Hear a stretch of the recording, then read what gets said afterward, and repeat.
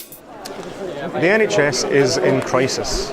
After 6 years of austerity, services have been cut across the country, frontline staff have been lost, hospitals have been shut down.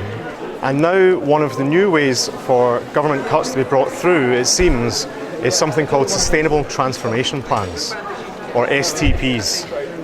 Now that sounds like a horrible bureaucratic process, but here in Ealing Town Hall, we've had almost 400 people have turned up because they're really concerned about how the sustainable transformation plans from their NHS are being pushed through in secret and look set to shut down hospitals, A&Es, maternity wards, lose jobs, beds and loss of services for their community. When we were asked to sign up to the Sustainable Transformation Plan for North West London, we were told that there would be some funding for community health services and integration of health and social care services, and we're all in favour of that. But hidden away in the small print and in the appendices were proposals to downgrade, effectively close both Ealing and Charing Cross hospitals, and also to close the A&Es at both Ealing first of all, and then secondly at Charing Cross Hospital. So we've been campaigning for some 5 years now against that proposal. There's no way that we're going to sign up to an SDP that proposes the closure of our local A&Es and hospitals. So for us it was absolutely no, we won't sign up to these. There's increasing pressure on our A&Es already.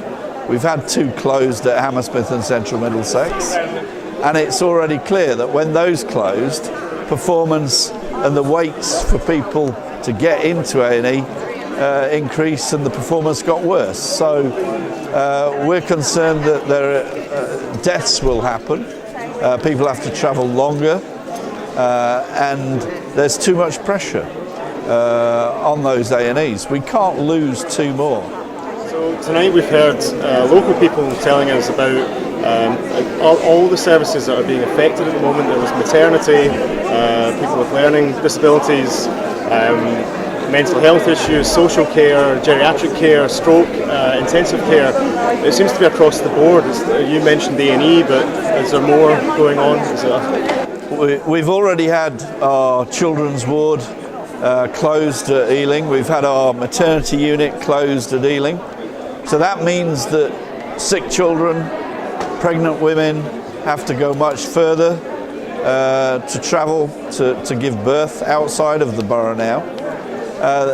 When the A&Es are closed, a key group of people that go to our A&Es are those with mental health challenges, and there needs to be a proper service for those with mental health at an A&E. So again, there are many people who are going to be impacted by this closure. We've got an increasing elderly population, and we need to make sure that they have those A&E services that are accessible and that they're not having to travel a long way to get to them. And families who are supporting their sick relatives can also give the necessary support to people in acute care.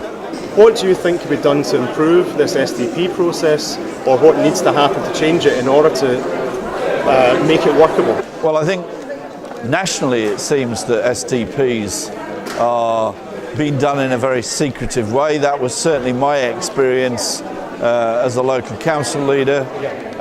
It was all kind of done in secret. There's no engagement or real engagement with local people and with local political representatives, be they from councils or members of parliament. And it's clear that you have to have that proper engagement with communities before you can come up with plans that are really sustainable.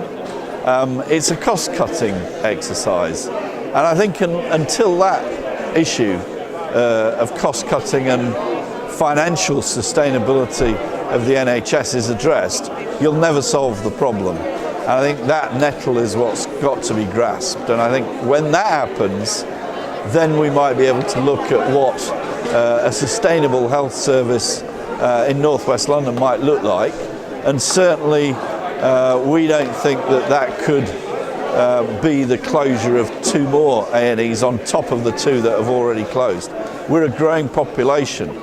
We're heading towards 350,000 people in Ealing and 400,000 people by 2030. People need proper acute health services, and the only way that that's going to happen is with more money. So one of the things that's become quite clear tonight is the depth and breadth of services that are being affected by cuts and austerity, and that look set to be threatened by some of these sustainable transformation plans. We've had local patients and activists talk about mental health care, social care, environmental concerns. We've had people talking about intensive care, A&E, maternity. The list is almost endless, and it comes from deep-rooted cuts to services that are being pushed through as part of these sustainable transformation plans. The British Medical Association said recently that the sustainable transformation plans, it's a bit of a mouthful that they could have worked for good reform in the NHS, but they're being pushed through without any funding to bring about meaningful change, and instead it's just a budget cutting exercise. Now, we've already had budget cutting exercises to both healthcare and social care, as well as most government departments.